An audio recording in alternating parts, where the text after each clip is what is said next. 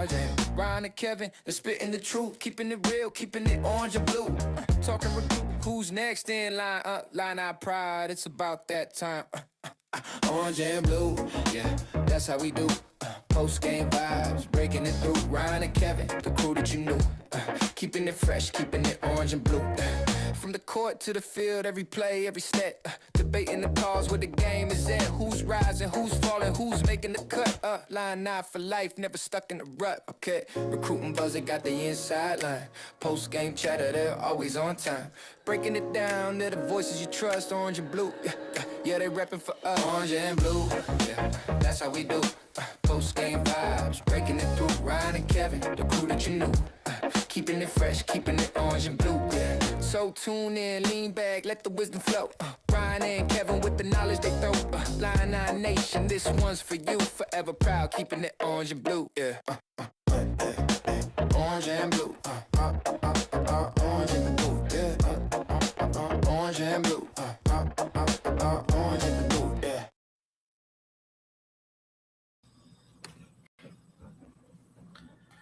Welcome to another episode of Keeping It Orange and Blue.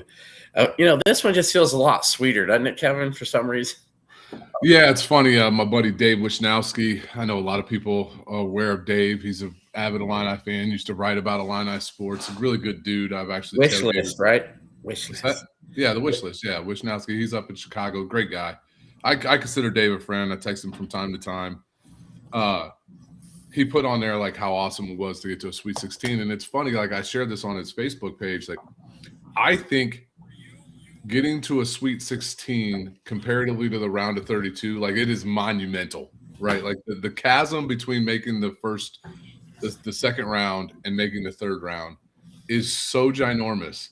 And then it's so funny is like the gap between the Sweet 16 and the Elite Eight. There's a gap, but it's small. And then once again, a massive chasm between the Elite Eight and the Final Four. But the reason for it is because you've got 4 or 5 days where we're being talked about on everybody's national show now, right? You get to talk about it is likely if it's not the game of the weekend, it's the second best looking forward to game of the weekend. Behind it, the only one that I would see behind it is St. John's and Duke, but I don't know, man. I think a lot of people think this is the game matchup of the weekend. KenPom's got a thrill score of 89.2. I don't ask me to explain what thrill score is, but that's the highest of the weekend. I think it's. I agree. So it's right there. It's just really exciting. This team. Hey, listen. If we lose on Thursday, it's going to suck. It's going to sting. It's going to stick in our craw. But there's nothing you can do. You can't look back at this season and say it wasn't successful. Brad Underwood's not because he can't make the second weekend. Well, he's now done it twice in 3 years. We were preseason 17 to start the season. Here we are in the top 16. Most people have us probably somewhere between the 7th and the 11th best team in the country. Left on the board, we're probably a little bit higher than that. So here we go. Like let's go. Now it's time to just go handle business. I actually kind of like the fact that it's in Houston. I think it gives us a little bit of chip on our shoulder.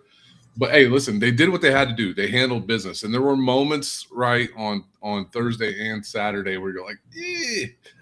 But what really happened is when Illinois wanted to, they stepped on the throats of both opponents, and they handled business. And I'm really happy that we get to talk on this show and not talk about transfer portal yet, not talk about who's coming in, who's going out. We're talking about, can we make a Final Four? And the fact of the matter is we got a big break in our way. We didn't get a Nebraska-sized break. By the way, kudos to Nebraska. Oklahoma City was nuts. It was filled with Nebraska fans all weekend. But, dude, they're like in their 5th tournament ever, and they're a 4 seed, and they get a 9 seed in the Sweet 16. Like, when do we ever get that break? Well, maybe we'll get it in the Elite Eight this year. So you know what? I will say Iowa did the legwork to get to the Sweet 16. 100%. I got to be honest, man. Like that was an incredible performance. And you know what, though? I will say this, Kevin. Here's what I want to say. If Iowa was able to go to Tampa, right, and punk Florida, their coach punked their coach, their players punked Florida. Really, they were the tougher team. They made the plays at the end of the game. And why can't Illinois go to Houston and do the same? Yeah, Ryan, I think there's a little bit of factor here in the play, and it's not going to be as obvious as what I think happened in the Florida-Iowa game. I shared this with you and Matt in a text thread. I honestly think what happened in the Iowa-Florida game, Florida double-digit favorite, they probably slept on them a little bit. I think Illinois slept on Penn and VCU for a little bit. And then when both those teams made their little runs in the middle of the first half, Illinois said, all right, screw this, we're done playing games with you. It was too late at that point for Florida with a team like Iowa. Iowa is better than both of those teams. I honestly think, dude, in my heart of hearts, you have a Houston team that's been to, 2 straight Final Fours, trying to make a third, played in the national championship last year. They see Florida lose. They are counting their chickens that they're going to the Final Four. I bet when you look at that team, and they're a good team, and they're good players, they look at Illinois, and they kind of giggle inside. They see a bunch of slow white dudes. Let's be real here. You can't – and I don't give a shit what Kelvin Sampson says to them. Yeah. I think there's a part of them that are going to be like, we're these dudes, whatever. Everybody's thinking they're going to keep it close with us. They're not going to do nothing to us. I think Kelvin Sampson remembers Brad Underwood's team from 4 years ago when it was a close game, but let's be honest, they were tougher than us that game. Yeah, we were going to need – listen, we can talk about the RJ Melendez technical foul, which swung a little bit of momentum, but, man, we were struggling that game. And we were not – that team was not healthy. Trent was not right. Grandison was not right. All the things. I think if we played that team in the middle of the season, we'd had a lot better chance. But, dude, that team was like number 4 in KenPom as a 5 seed. Yeah, it was a rough. They would be a 2 seed in today's market. So but this is our chance here. Obviously, Illinois, I think, has the best chance of any of the teams in Houston to beat Houston, in my opinion. Don't get me wrong. I know Iowa and Nebraska really don't turn it over much, but physicality-wise, I don't think I think Illinois has shown definitely on the glass that they can, push people around. They can assert their will at times. It hasn't been constant, but that's something that you can't get dominated on the glass against Houston, because if you do, you're going to be in for a long night, and that's the bottom line. Texas A&M found that out. Now, don't get me wrong, Texas A&M, as we discussed before the show, is mediocre. They had struggled really to end the year. Missouri went into Union, College Station and beat them on their own home floor. That was a Texas A&M team too that trotted out 4 guards and a 6'8" center. Yeah, right. Yep, and they're very undersized. Illinois definitely has tons more size. Kelvin Sampson did have some awesome things to say about the team. I think he's going to make sure his guys know that this team, all the bigs can shoot. So they are going to hedge, right, and they're going to trap the ball screens, which is going to be important to where I think Illinois can take advantage of this with Merck and Tomasov's passing ability. When you're getting doubled, obviously someone's going to be open. But, again, you got to knock down shots. We're going to get into the stats of this toward the end, more the middle of the show, Kevin. You've got a couple specifics of how you think Illinois can beat Houston. But first, let's not just act like it didn't happen. Let's talk a little bit about the VCU win, what we saw from guys, what we saw overall from the Greenville experience, right? What did we need to see from the team to get to Houston to make us feel like, Illinois is only a 2.5-point underdog. You know what I mean? Absolutely. Yeah. There's a reason for that. It's because Illinois, metrics-wise, looks like it's. I think what was it? KenPom said Houston's a 1-point favorite, basically. Yep, they got it 73-72 Houston. So obviously there's things there where Illinois, this should be a close game. I feel like it should be. I think the only way it isn't is if Illinois isn't making shots, because I think Illinois then can kind of get down a little bit, and they've only been blown out technically. They've lost by double digits twice this year, but Houston is a team that can kind of smother you. But anyway, Kevin, your biggest takeaway from the weekend in Greenville, and what excites you as this team's pushing towards the second weekend? I'm trying to find a game where VCU didn't crack 60 points on the season. I'm looking at, I'm really hard pressed to find it, and I'm shocked that Penn scored 70 points. And yeah, well, they just basically gave up anything the last 4 minutes of the game. And also, I mean, how many tough shots did that one guy hit for Penn?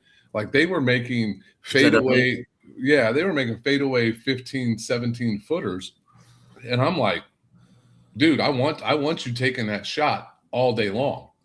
That's the shot you want. So in 2 games, Illinois gave up 125 points. You can probably knock off a couple in garbage time, at least in the Penn game. That's what I saw. I saw a team that looked really well connected on defense. Now, granted, we're playing Penn, we're playing VCU. VCU's got athletes. They don't have Houston level athletes. Penn's got skill. They're more like maybe Nebraska, like us, but not at the same level. Obviously, they're missing Ethan Roberts, by the way. Put that in the back of your mind, Ethan Roberts. Just channel that one away for later, maybe. Interesting. Penn's leading scorer who's out for the season after having a couple concussions. I was just really impressed with the defense, right? And obviously the offense in the second half against Penn, because when you're getting stops, you're able to get better shots. And the offense was, 65 points in the second half. I mean, you get AJ Red getting buckets, you get Brandon Lee getting buckets late. They were 9 of 14 in the second half from 3. The offensive explosion in the second half was incredible. And then, played with your food a little bit against VCU, had some bad turnovers, just stuff you weren't expecting. I think is a good prep for them of getting ready for Houston. But then here's what makes Illinois dynamic, and we've been missing this for a little bit as we've gone through this rut, is like, where are we going to find the offense from? Where are we going to find this and that? We found it in other guys other than Keaton Wagler. And Tommy had 2 really good games. Andre put the team on his back late in the first half against VCU. Was really impressive, and personal 9-0 run. And that Illinois just has different dynamics of how it can beat you from an offensive perspective. And we need a confident Andre. We need a confident Tommy. We need Kylan. Hey, Kylan was 3 of 8 shooting threes, I believe, in those 2 games. That's what we need from Kylan. That's 37.5%. I know a lot of people talk, well, you're not going to dork him or Andre Stojakovic from a 3-point shooting standpoint. So, I was thoroughly impressed with the way that they just handled their business, man. That being said, what was the guy's name? Nick Lewis. Prayers up for that kid, man. Lewis. That looked gross. That would have made the game a little bit more close, I think. That he's a really good penetrator. He was clutch in the comeback VCU made against UNC. His attacking the rim, and I just felt bad for the kid. I just wanted to share that, like, that was a really ugly injury. I mean, we've all probably sprained our ankle where it rolled the other way. When it rolls that way, yeah, and that was a freak thing too, man. And then they had ice on it until halftime, and then he had the boot on after. Yeah, I think it was probably a broken ankle, to be honest with you. I think just seeing our team and the coaches and managers come up to him and talk to him and shake his hand, and Kylan Boswell gave him a few words and gave him like a hug before they left. But I think, to me too, one of the biggest things here, and for everybody that follows me on X, I had a fun, what was it? So halftime of the Illinois Penn game, I made some comments about Tomasov that was, controversial for many people. And he was terrible in the first half. He was terrible in the first half. Yeah. So, and Kevin, I don't know if you've seen him because you were on X, but basically in a nutshell, and I'm not apologizing because I meant what I said. It has nothing to do with him as a person. That's the only thing I'm going to clarify. Sure. So people take everything we're talking about on X and say, like, it's a personal attack. No, it isn't. Because Tomasov, from everything I've heard, is funny. He's intelligent. He's an amazing brother, a great son. And guess what? He'll be able to play basketball for 15 years and make a bunch of money in Europe, if things don't work out for him in the NBA. So the point I wanted to address is Illinois needs Tomasov to be good. They need him to be – he doesn't even have to be the guy from last year, right? The top 15 most efficient player in the country. But Kevin, we keep it real on the show. He has been a shell of himself this season. We have seen brief moments in games against Tennessee, he showed up. The second half against UConn, he was around. There was 1 or 2 games in the middle of the season where he gave us 11 and 8 or something like that. But Kevin, that wasn't the norm. That was like 1 out of every 4 games. Yeah, Ryan, think about this. And he's played 4 NCAA tournament games. Mm-hmm. In Tomasov Ivicic's 4 NCAA tournament games, he has 65 points. That's 16.25 points per game. Yeah, and 2 doubles, right? He has 34 rebounds. That's 8.5 rebounds a game. Yeah, he is 12 for 30 from 3 in those games. That's 40%. So this is a 16 and 8 at 30% in 4 NCAA tournament games. Now, granted, VCU and Penn and maybe Xavier. But dude, this guy is against Kentucky. He hit 5 of them last year. He was 5 of 12. He had 19 points and 6 rebounds in that game, and 3 assists and a steal and 4 blocks. He is.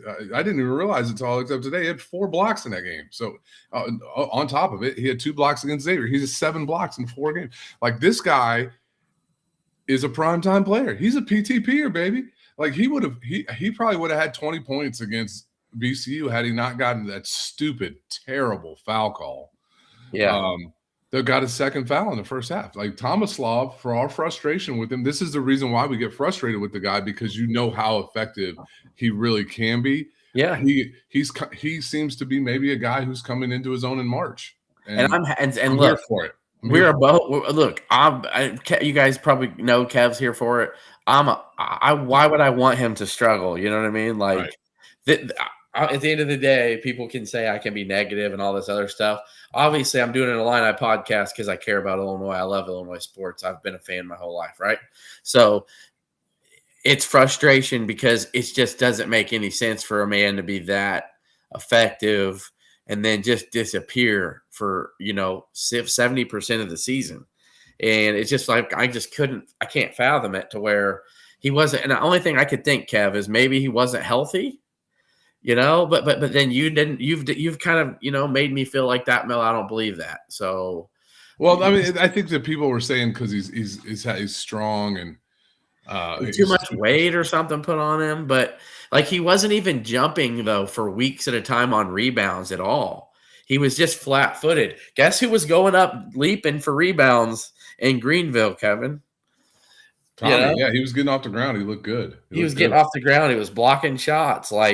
I think it's fair to critique and criticize a person's game when you know what they can be and they need to show up. It had nothing to do with it has zero to do with only the man's money.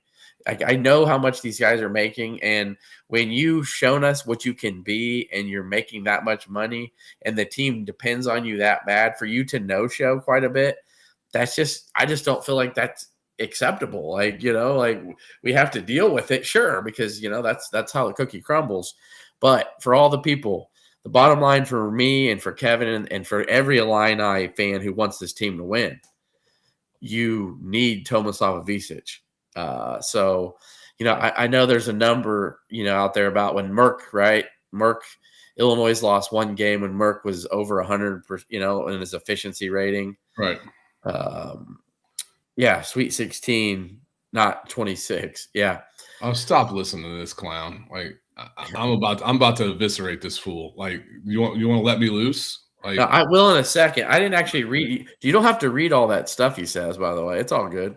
Well, it's all nonsense. Yeah, a lot of it is. So anyway, so the point is that Merck looked really good against Penn. He didn't really have to be great against VCU because you saw Tomasov and Stojakovic, and then Wagler came on. But I think for Illinois to get to a Final Four, Tomasov's going to need to keep this up. And it's such a wonderful thing to see, 14 and 11. And you know what, Kev? We'll take 2 for 6, right, from 3. I'll take that. 100%. 33%. He's just got to be effective enough to draw the defense away. So that's all it needs. That's all you need. You need Tommy to be a threat to draw the bigs away. It opens up some driving lanes. It gets teams in rotations. It changes the whole game, and that's what they're going to have to do against Houston. When Houston throws 2 at the ball, which they do, you're going to have to make the rotations. You're going to have to find guys like Tommy and Ben and Jake, and they're going to have to knock down shots. Guys are going to have to make shots, and he's making shots right now. Without actually addressing the person in there, the point that whatever they were trying to make, if you want to just bring it to a head and why he's wrong, that's fine. Is it about Brad Underwood, right? Coaching? Yeah. I mean, Kelvin Sampson supposedly said they have no money comparatively to Illinois, and supposedly if Kelvin Sampson was at Illinois, he'd have a national championship. I think Kelvin Sampson's a phenomenal coach. I would rank him if I ranked coaches in the NCAA. I would put Kelvin Sampson ahead of Brad Underwood. You'd be a fool if you didn't. But to sit here and say, like, when's Illinois' last McDonald's All-American? We recruited. Was it Io? Was he a McDonald's? I don't think he was a McDonald's All-American. Was he not a McDonald's All-American? Yeah. It was Jeremy Richmond. If it wasn't Io, then it had to be Jeremy Richmond. Yeah. I guess Io was Jordan Brand. Okay. You know who was a McDonald's All-American? Top 15 player in the country? Jarris Walker. You know who Illinois tried to recruit? Jarris Walker. Maybe there was some money involved in that. Maybe there was academics involved with that. You know it's a lot easier school to get into than Illinois? Houston. Oh, by the way, Sanak, 5-star McDonald's All-American. Isaiah Harwell, 5-star McDonald's All-American. Isaiah Harwell, nobody even knows who he is. He doesn't play on Houston. Kingston Flemings, national top 20 kid, higher than any recruit we had. Maybe the guy's recruiting really well. So fair enough. By the way, I want to say, don't worry. I'm going to get rid of it, but I can tell you this. Hey, Rudy, I'll meet you in lot 31. You want to call me a bitch, dude? I'm right here, bro. You want to come see me, call me a woman, call me a bitch, like call me to my face, dog. I'll come find you, lot 31. Come see me, player. You don't want that smoke? I will tell you this, though. To say that we're women is an insult, basically. So women can't have podcasts. That's what he said. Yeah. He's like, why are you guys can't have a podcast because we're women? Little trolling ass bitch. Get on. Yeah, it's all good, man. None of them want any smoke. Not one. So that's the point here, man. So at the end of the day, though, Ken, Houston, you moron. Yeah. I will say though, what Brad has actually been able to do, developing guys, right? Think about that. Look at 100%. Finding diamonds in the rough. 100%. Keaton Wagler, right? I don't think Keaton Wagler. I think Keaton Wagler would have had a really good year if he would have went to Minnesota or had he went to. I think that Keaton Wagler was a find. I think there is absolutely some development that has happened with Brad Underwood and the staff. But to sit here and say that if Keaton Wagler went to Colorado State or Minnesota or one, it would have been a second-team All-American. I don't believe it. No, I don't think so. You got to be the reason he's a second-team All-American is you can look at stats. Guys had like the guy from Stanford. I can't think of his name at the moment. He had better stats than Keaton. Okori. Yeah, but Okori's playing on a team that doesn't make the NCAA tournament. Keaton's playing on a 3 seed. That's a big difference. Yeah. But I mean, I will say. Keaton Wagler on that Minnesota team, probably they make the NCAA tournament, I bet. No. I mean, I don't know, man. They beat a lot of good teams this year, and we're like close on several of them. Oh, you're talking about Joe? What up, Joe? Hey, Joe, what you painting tonight, man? We're from Urbana. We got hood passes all day, bro. Yeah. So now with all that being said, let's move forward and drive to Houston. I'm going to be honest though, Kev. One intriguing thing, and we've talked about this, is the fan support. Man, it's going to be tons of Big Ten fans there. I'm expecting probably. I saw a bunch of idiots saying like, "Oh, it's going to be 50% Cougar fans, 30%." Probably will be. I mean, like it's that's I mean, flights. I don't know, man. I think Husker flights to Houston from Oklahoma City are expensive, so I'm sure they're not cheap anywhere else. That's a short flight. Nebraska will show, but people think Illinois fans ain't going to show up. I don't know. Illinois fans will show. Nebraska fans will show. One of the things that Nebraska fans need, they need a little fan basketball etiquette. I was texting a good buddy of mine. He's a Nebraska fan. We're actually coordinating on going to the Illinois Nebraska football game this year in early November, and The Vandy game, I forgot. Did Vandy play McNeese? Is that who they? Yeah, they played McNeese in the first round. The Nebraska fans were like 90% gone, and I called my buddy. I was like, dude, you got to talk to your fans. They got to stick around and cheer on McNeese because you'd much rather play McNeese than Vandy. And listen, anybody's going to look at it. Houston's a 2 seed. It's in Houston. If you're a fan of Nebraska or Iowa, you play first. Your team wins. You should root for Illinois. The laws say that's a 2 seed. You're a 3 seed. You've played us before. Both of them played us tough. Nebraska has beaten Illinois. You know? Iowa gave us a bit of a scare late in that game. So you should root for Illinois. Stick around and root for Illinois. Give us a little bit of even up fan. But I honestly think this team thrives with the underdog mentality. They did it at Purdue. They did it at Nebraska. They played, in my opinion, really well. Should have won the Michigan State game. That would have been 3 consecutive weekends on the road against top 10 teams that they should have won. Yeah. They're 8-2 on the road. Those 2 games were both lost in overtime, one on a buzzer beater. Like I think that this team is fine playing in hostile environments. I don't think it's going to bother them. By the way, that UCLA lost 1 game all year at home and was a pretty good team. I think they probably would have given UConn a run for their money with Bilodeau. So it's just listen, here's some of the things that need to happen against Houston. All right. Surprisingly enough, Houston is not a great defensive rebounding team. They give up a lot of offensive rebounds. And if you go watch the way that they play, they send a lot of multiple guys to the ball. And when you send multiple guys to the ball, it does create turnovers. It does create runouts. It does create havoc. That's the signature point behind their offense, or their defense, excuse me. Put pressure on the other team's offense, make them uncomfortable. However, what then happens is if you do get a shot off there in rotation, they can't box out. So we're going to need the offensive rebound to hit the offensive glass hard. One of the things they do really well is they do hit the offensive glass really hard. So we're going to have to defensive rebound really well. We've shown some weaknesses there. That's going to be a real key point. The other thing about Houston, they're a jump shooting team. They don't get to the rim a lot. Listen to LaTulip on Warner today. He talked about it, like something like 18% of their shots at the rim. It's a very low percentage.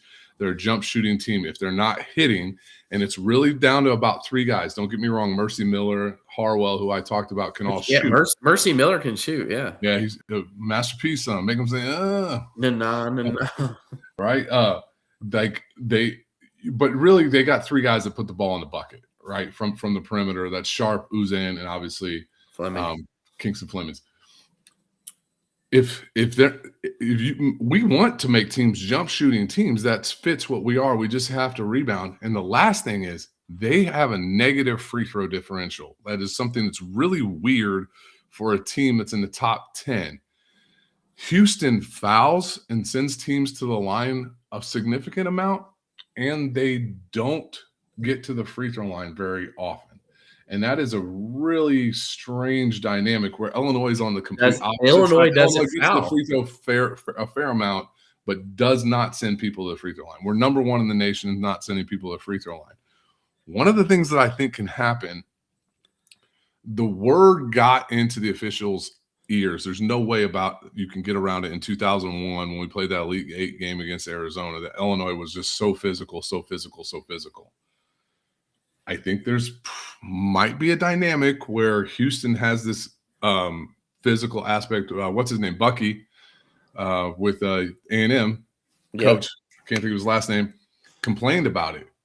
Illinois also has the reputation of a team that doesn't foul. Like, if the whistle disparity works in our favor, it's going to be huge. If they can't be as physical with us on the perimeter as they want to be, it will make a huge difference in the game, especially if we get their bigs in foul trouble because they don't have depth at the big position. Texas Tech did that to them. They got Sinek and Tugler in foul trouble, and then they started to eat on the glass, and that's the way they beat them in Lubbock, and that can happen. So Houston's 0-4 against KenPom top 10 teams. I think Illinois is 4-3, 3-4, something like that. There's just things here like – on the surface, it looks like a horrible matchup. We had our good friend Matt McCumber come on and say there was a horrible matchup. And I do think there are things about this matchup that scare the crap out of me. But as I'm looking at it from an analytics standpoint, if we can keep the ball tight, we'll be all right. Houston, here's one last thing. Sorry, I'm rambling. I'm throwing out stats. Houston has a phenomenal turnover margin. They're like number 4 or 5 in the country in turnover margin. On the surface, it looks like, hey, that's a team that creates a lot of turnovers. They do. They create about the 14th most in the country per possession and 56th overall. But what they do is they really value the basketball. They're the 5th in the country in turning the ball over, but we're 9th. So we don't turn the ball over that much. They offensive rebound really well. They're 26th in the country. We're 3rd. Defensive rebounding, like they're 168th. We're 32nd. So like there's just this like, and free throw rate, like I said, we are number 1 in the nation about putting teams at the free throw line. They're 276th. And we get to line at 246 most rate. They're at 351. So those are the things that we're going to have to look at is going to be rebounding, getting to the free throw line and not turning. When they throw that pressure at us, be calm, be cool, because we give them easy buckets and runouts and dunks and layups. We're in trouble. We give up a lot of offensive rebounds to them with Tugler getting dunks. We're in trouble. Handle that situation and we're going to be all right. I like the fact that we roll out 2 point guards out there, to be honest with you, to handle that pressure. So we'll see. Yeah, Sampson said that Wagler's a guard who can play point. And I was like, you know what? The fact that, for some reason, Boswell is still like, people think Boswell's the point guard. I mean, like Merkovich brings the ball up more than Kyle does. This has a feel of a, like we're gonna need Hummerkaus to be on hitting shots. We're gonna need Jake Davis. I think it's a Ben game, man. I think Ben knocks down 3 or 4 of them, man. That'd be huge because he's gonna get open looks. Like at the end of the day, because they like to they do percentages as well. Like I already know they're gonna get physical with Wagler. They're gonna double them. They're gonna make them make the right pass. Which who do you think they're gonna leave open? Ben Hummerkaus always is the guy that seems to be there. Jake Davis and Hummerkaus are the guys for some reason. Don't know why people leave Jake Davis open, but he gets left open quite a bit. And when you start driving, when you're trying to drive, like you got to give help. When you're sending 2 to a ball, somebody's got to be open. And with Illinois, most likely it's a guy who can knock down a 3-point shot. Now is that Boswell and Stojakovic? It's a little bit less because those guys haven't shot that ball that well. But I do like Kylan shooting open threes, and I thought. Andre, I think only took 1 against VCU. Dude, his ball looked good, though. It looked really good. It went halfway down and out. So. Yeah, 2 of them that went halfway down and out. I was thinking, but by the way, how about Stojakovic attacking this team offensively? What do you think? They're going to have to be strong with the ball. It's not VCU. These guys are going to be a little bit more physical. It's interesting is like what Houston rolls out is 3 guards and 2 bigs, right? Tugler is 6'9", 6'8", 6'9", but like a 7'5" wingspan. So that guy's he's like a 7-footer. And see, I was listening to Sampson talk about Chris Cernak. He is one of their defensive weak links if they have one, but he's gotten a lot better. He can block some shots. He's long. He can shoot from outside. Yeah, but they go Flemings, who's 6'2", Sharp 6'3", Uzan 6'3", 6'4". Like they're not big at those wing spots. So can we possibly take advantage there with whomever with Andre? It's potential there. Can Merck take advantage if they get Sanak on him, because Sanak's not nearly as strong, but you got Tugler in there to help, and so Merck's going to have to. I foresee Merck getting really the glass. I don't think this is a big scoring game for Merck unless he's hitting from the outside. But I know he's talked about Sanak's really a 5, but they play him at the 4. Mm-hmm. And so he still struggles at times with rotations because he doesn't really like and want to have to defend on the wings. Even though he's more athletic than Tugler is. I mean, he just is. Tugler's long, but watching Sanak play, dude, he's such a smooth athlete. He is. I mean, Tugler might be more explosive. Tugler is the guy on their offensive side of the ball. Like you don't have to guard unless he's 5 feet from the basket. So that's why they're going to put him in some screen rotations. LaTulip said this today. Like one of the ways that some teams have given Houston problems is they put some big on big and pick and roll. I would love to see some Tommy and Merkovich, Tommy, and Big Z with Merk and Big Z with Cernak and Tugler with one of the Ivicic as the pick and roll guy, and Merkovich with the ball. I've been waiting for a Merkovich, Big Z pick and roll lob opportunities because it's there all day. Here, you know what though? This game right here could be the ascension of. We talk about how the Illinois' offense, right, with Tyler Underwood. If they're able to come through, break through here, and get a big win and perform well against Houston on this stage, I think this Illinois program can take that next step clearly. Now I'm gonna sit here and tell you, Ryan, what is the scary ass proposition is that we are sitting here as Illinois fans thinking if we beat Houston, we're going to the Final Four. I've heard a lot of people say that. I don't disagree. Yeah. But I'm telling you, the way those other two teams are playing, it ain't going to be easy, dude. No. It's going to be a dogfight. It's going to be a war against either one of those two teams because they're both going to be playing with a boatload of confidence. And really house money, too. Uh-huh. I mean, like, who would have picked any of – nobody picked Iowa to get out of the second round, and nobody sure as hell picked Nebraska to be an Elite Eight. I think I picked them to beat Florida. Okay, well there you go. You need to play the lottery then. I honestly thought the way that I thought Nebraska could do what Iowa did to Florida.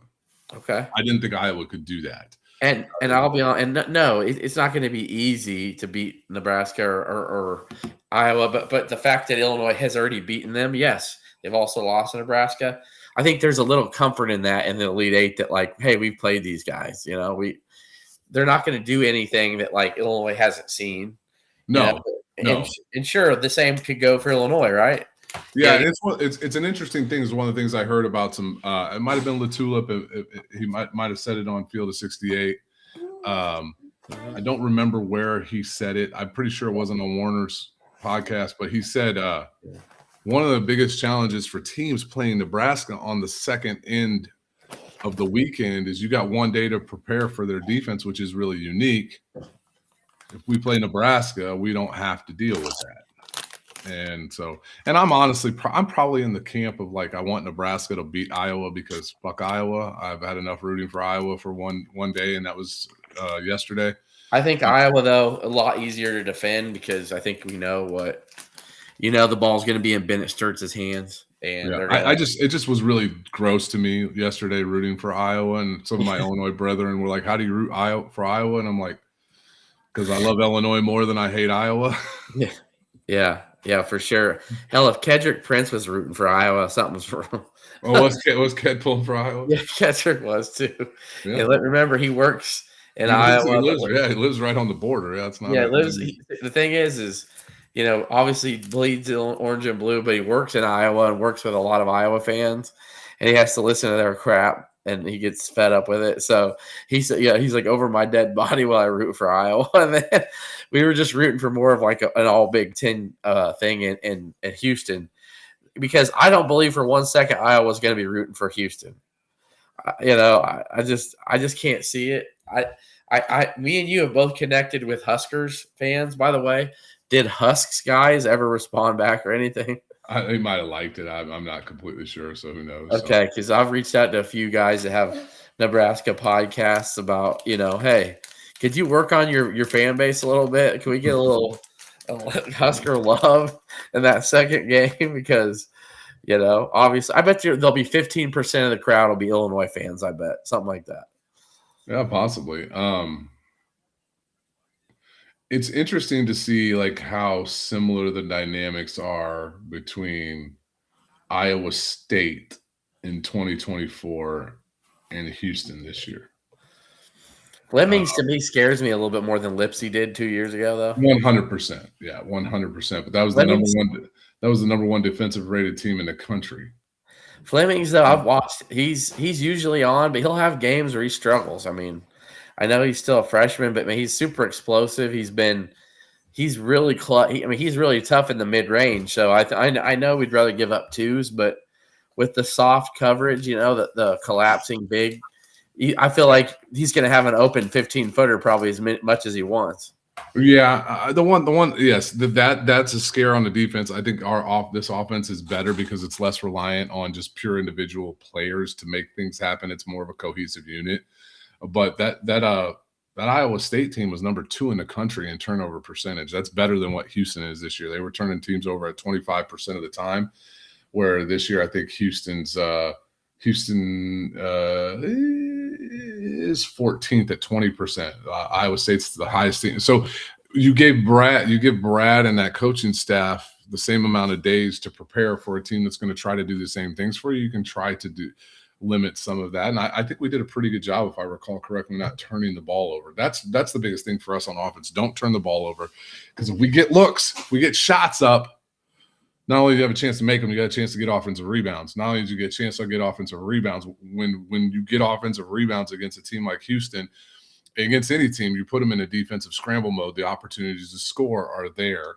And then Houston is notorious for these long scoring droughts. So I would really like to see if Illinois can handle that effectively. So we'll see. Obviously, Uzan's a good three-point shooter, but I'm going to tell you what, I've seen Sharp's the guy that I think Illinois needs to really. Oh, 100%. Guy can just absolutely get going. Like he needs a sliver of space. And he attacked the rim and got fouled quite a bit against A&M. And the star of the show is here. So Sharp is, to me, I think you're going to have Boswell on Flemings for sure. But you got to have somebody I think they'll probably put Ben Hummerkaus on Sharp. I got to be honest. I mean, you could put Keaton on him. Uzan is probably more of a threat to drive. Yeah. So Hummerkaus's defense, man, has just been so much better, than it's night and day, and listening to Brad talk, he said that Ben Hummerkaus's defense from his first year to this year is the biggest jump he's seen in any player he's ever coached. Yeah, we put him on Hill in that game against VCU. The guy just torched North Carolina for 34 points. So, yeah, we had 11 turnovers against Iowa State in that game, and they were the number 2 team in the nation forcing turnovers. Like, you give this team some time to get ready, they can make some things happen. So we're gonna do 3 predictions here. She's gonna make one. No, I'll make them. Is Illinois gonna beat Houston? Yes. There you go. Okay, booked. Illinois is gonna beat everyone. There you go. There we go. Signed, sealed, delivered. Yep. All right. So, Sean Garner, we will get to all of your random comments and questions at the end here, but we're going to do Illinois Houston predictions now. And Kev, if you need to make one just to jinx Houston, that's fine. And we could both pick Illinois. We could both pick Houston. However we need to do it. I'll let you go first.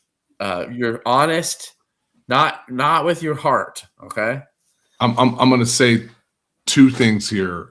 Okay. My gut, I've got a good feeling about this game. Okay. I can't explain it. Where's my boy Lindy at? He and I talk about all the time. Sometimes you just get gut feelings about a game, right? I had gut feeling against both Wisconsin games for some reason. The USC game last year, for some reason, like there's certain times they pop up and they work. It was Michigan State, Iowa's freshman year. I had a good feeling we ended up beating them, right?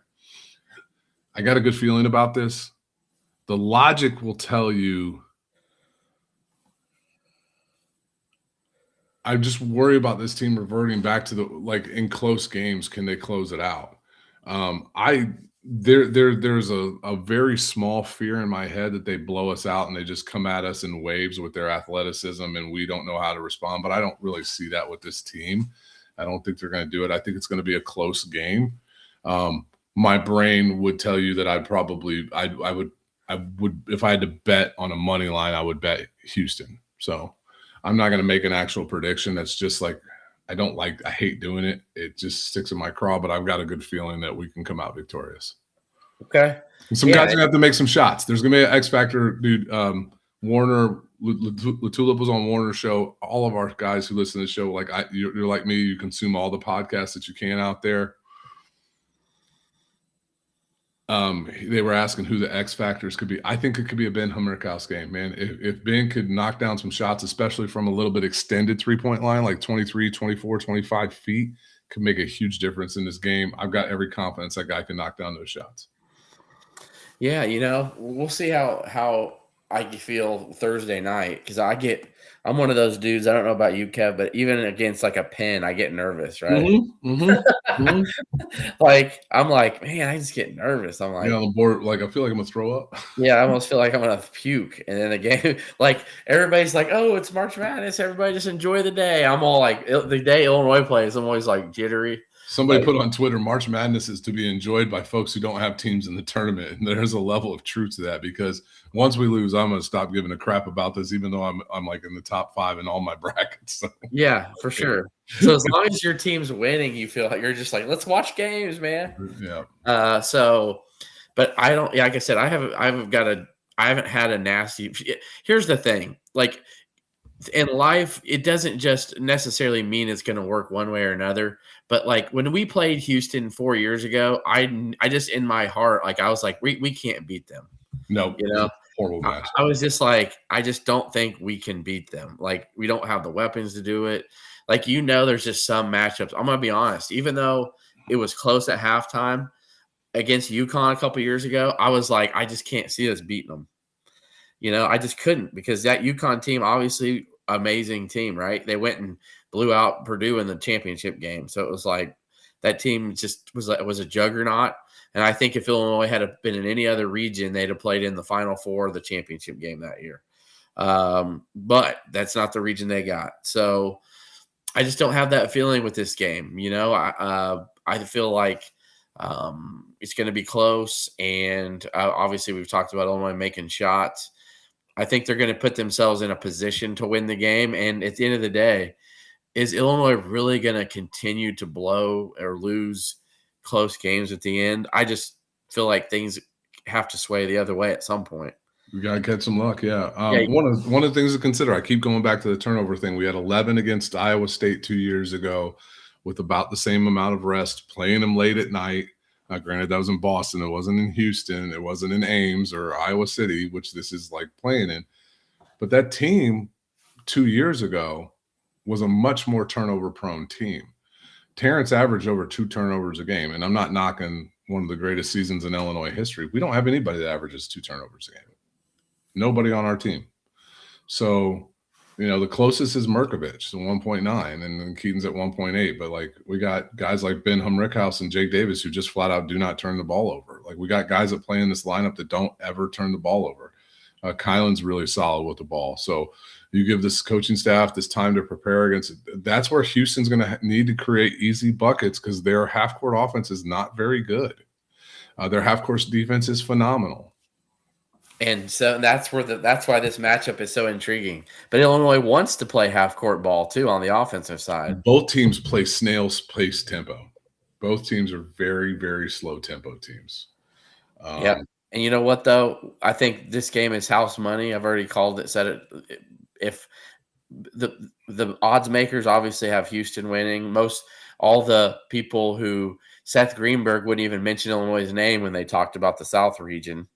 He just was like, "Oh man, Houston's gonna play either Iowa or Nebraska," and so it's just all these people like, "Oh, Houston's gonna win," Houston's gonna get to the Final Four. Houston's got a pretty easy path. Like, I think that could come back to bite them. I don't think that Houston's going to feed into that, but the fact that Illinois is just this team that, they got to their final destination, right? Mm-hmm. Illinois is just showing up to be the meat for the lion, Yeah. Keep turnovers under 12. Win the offensive rebounding battle, not by a lot, by a couple. And if the whistle goes our way, we're going to win this game. If we can get some of those fouls called by bumping Keaton Wagler 35 feet from the floor, we can get some of their guards in foul trouble, we're going to win this game. I didn't hear Bucky. What did Bucky actually say in his press conference? What did he say? He was complaining about Texas, about Houston's physicality and how they foul on every play with their bumping and their chesting and all that stuff. So. Yeah. Brad's on that stuff already. Like, yeah. Brad ain't scared to report anybody or send it to the league. So, I mean, I'm sure it'll be addressed. I think it, I heard the announcers talking. They're like, well, Houston, gets the benefit of the doubt because their reputation, what's it called? Their reputation. Precedes them. Yeah, precedes them. Like they just play physical, so that means you shouldn't be blowing the whistle. And it's just like, no.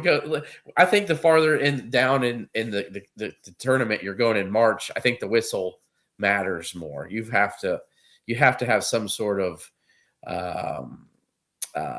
what's it called, quorum, right? You can't just have anarchy and guys being bumped all over. And the fact that Wagler doesn't turn into a diva when he gets fouled is another thing. Yeah.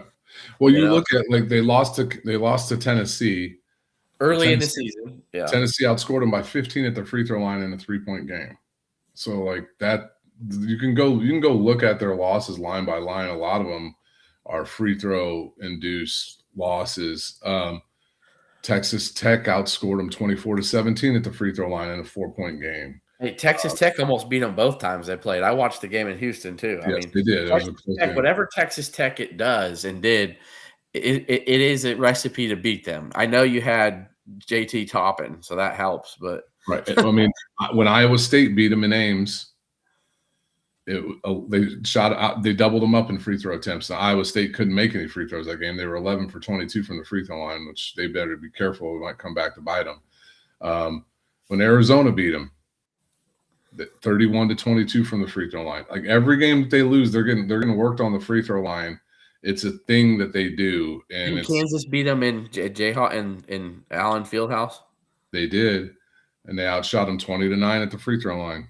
They out-rebounded them too. So yeah, they smoked them. I remember that. Yeah, and then Arizona beat them in the Big 12 tournament, right in the semis. It was a pretty close game.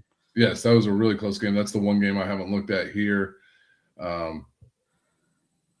Arizona, 27 free throws attempted. Houston, 14. Arizona out-rebounded them. Arizona's a phenomenal rebounding team, but beat them on the defensive glass by 5. That's where it's at. So, yep. You got to keep Houston off you got to keep them. And most of these games, the turnovers are pretty close and are even. Like they will force turnovers. Like you get the whistle going in your favor, you're gonna win this game.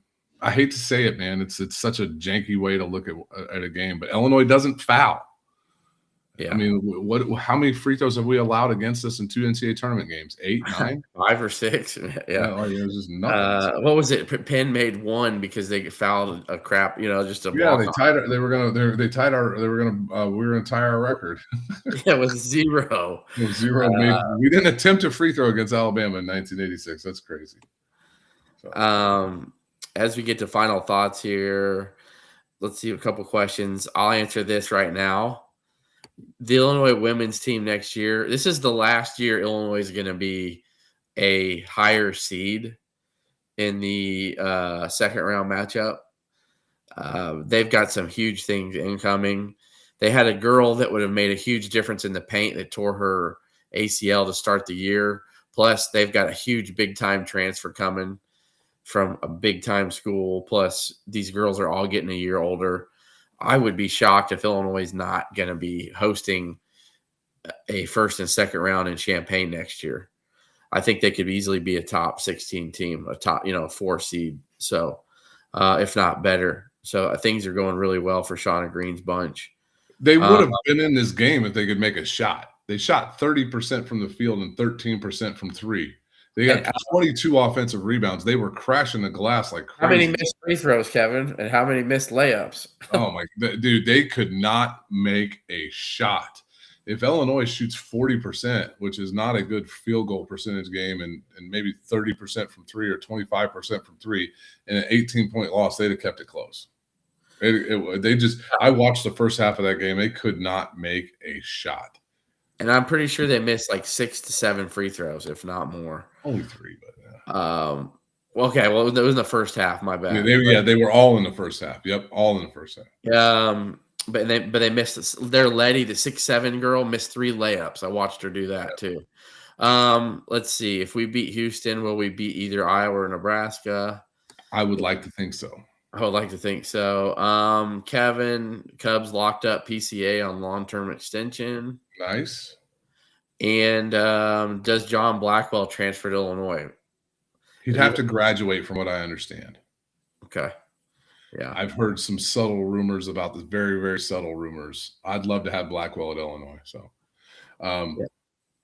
Yeah. Let's see. But real quick before we get to final thought, last one here. I think the X factor is Illinois played one game between the end of the season and the beginning of the NCAA tournament. Houston has played how many? It might be. Yeah. Yeah. They played 3 games in the Big 12 tournament, and they played 2 games. They played 5 games in that span when Illinois played 3. So I think the pressure, though, is definitely on Houston. I think they're talking, oh, well, it's back in Houston. It's in our backyard. It's finally. There's no Florida. We're going to the Final Four. We get to face Duke. They beat Duke last year, if I recall correctly, in the Final Four. Yeah, they did. Duke blew that big lead, right? Yep. All right, so let's get to final thoughts here. Kev, you can go first. That's fine. I got a funny one. Baseball's been struggling a little bit. Golf's playing this weekend. They had a great weekend a couple weeks ago. You can check them out. Go to the Twitters. Check out Illini men's golf. Max Henderdean's playing well, which is really key for that team. They're in 5th, I believe, after day 1. It's a tournament they should win. It's the Oregon Invitational out there in the Pacific Northwest. But hey, man, if you haven't done it, go listen to my guy Froggy Fresh and watch Zvonimir Ivasic with one of the most miraculous plays I've ever seen, going from one end to the other end, and listen to You Just Got Dunked On by Froggy Fresh while watching that video. It's kind of fun. So I'm gonna be honest, Bill Raftery's call was beautiful too. Oh, dude. Take me to the Balkans, please. I hear it's beautiful this time of year. Hey, listen, no matter what, we're gonna have a moment on One Shining Moment. That'll be on One Shining Moment. That has to be. Yeah, for sure. So I hope there's a lot more Illinois highlights on there, but we got one for sure. So I'm hoping, man. Brad Underwood teased. He said even bigger Super Soakers if they can get by Houston. And I'm talking about those goggles are going to be so big. I do love the March celebrations from the team and the coaching staff. It's fun. It brought back some fun memories from a couple years ago in Boston after they beat Iowa State. That was fun. So did Brad go shirtless on that one? I think he did. Yeah. He showed off his new bod. Remember, he lost like 50 pounds that year. Yeah. Hey, Sean, we know that they have a big-time transfer coming in on the women's side because there's people connected in the know. You can pay for some of the sites. You can have some friends. So it's this one's not 247. So just so you know. Who is the game this weekend? It is Robbie Hummel. Right? Hey, we get Kevin Harlan between the eyes. We get Stan Van Gundy, and he's all right. Yeah, I'm on. Yeah, we get Robbie Hummel, who I think is a good up and come. People say they don't like Hummel. I'm like, dude, Hummel knows his stuff though. Like TBS, True TV. So yeah. So it's gonna be a good one. So, with that said, mine is just for all the people out there still who underappreciate, Brad Underwood. We don't think he can get us over the hump, and call a break. Now you got to maximize it. Call a break. You lost the one seed in your bracket, got beat. That never happens for us. Yeah, it did this year. Make a break. Make a break. Thank you, Iowa. Take advantage of it. Exactly. How awesome would it be to make a Final Four because Iowa knocked out a 1 seed and the Hawkeyes have to live with the fact that we got help to go to a Final Four because of them. It's awesome. Yeah, no doubt. So just appreciate though where the basketball program is. Like just we're fun talking about Sweet 16 again. Remember for 2 decades we didn't even know what it was like to like get out of the first round most of the time. My goodness, from 2007 until 2020. It was like 13 years. It's bubble. Except for like one or 2 years in there, we're just bubble-licious. It's like remember we were the 5 seed and lost to Western Kentucky. Do you remember that? Oh, that was that was Virginia Tech. We were the 12 seed and we were the 12 and we blew it because Warren Carter dribbled off his foot. I'm talking about Trent Meacham's 5 seed Illini in Portland that went and got slapped around by the 12 seed Western Kentucky. Because Chet Frazier wanted to punch a wall in practice. Yeah, that one. Yeah.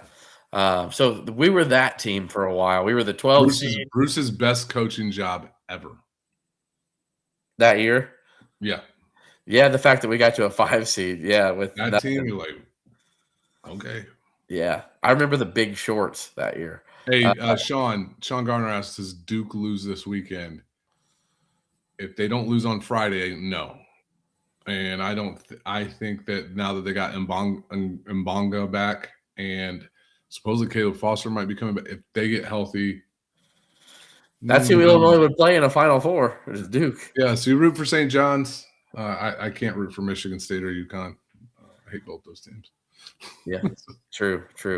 All right, so hopefully next weekend we'll be doing a show for Illinois heading to Indy. Yeah, or we'll be just giving our salutes to the season. We'll probably discuss who's returning, little transfer portal, still fun, important stuff. But man, just this season's been a success. Even though, man, there was some excruciating. Man, we didn't even talk about this part, Ryan. We have 6 Big Ten teams in the Sweet 16. Yeah, that's the most ever by the Big Ten. Yeah, you've got 8 games coming up on Thursday and Friday. 5 of them have a Big Ten teams playing them. That's pretty impressive. Yeah. So before Illinois plays, looks like Purdue has a chance to already be in San Jose, the Elite Eight, and one of Iowa and Nebraska. Yeah. So there's a good chance 2 teams from the Big Ten are going to be in the Elite Eight by the time Illinois tips off. I'll guarantee one is. Hey, this guy right here, man, you need to follow him. Don't sneak nothing by me. Don't hide that in a bushel basket. All right, you guys, we appreciate you. If you haven't subscribed on YouTube, please do. We appreciate it. And you know what? And if you're a TikToker, man, dude, I'm on TikTok posting clips. I'm getting views out of nowhere. I don't even know where all these people are coming from. I'm trying to boost the presence of the show any way I can. And we appreciate the folks who listen on Spotify and Apple Podcasts. So, hey, Sean, real quick question here. I think a lot of people are asking this. Why are we the late game? We're the late game because Iowa and Nebraska are tipping at 5:30 in Mountain Time, like in 4:30 Western. Like it's the best time for the entire country to be able to watch the best game. They want the best. That's why they put Arkansas and Arizona late. We're late because they want the most eyeballs. It's just an eyeball thing. We're getting eyeballs here, man. Yeah, Illinois basketball. It's just the best matchup in that of the Thursday, in my opinion. So, anyway, we'll see you guys next weekend. Remember, Thursday night, 9:05 TBS. Swallow me out. ILO. I and I.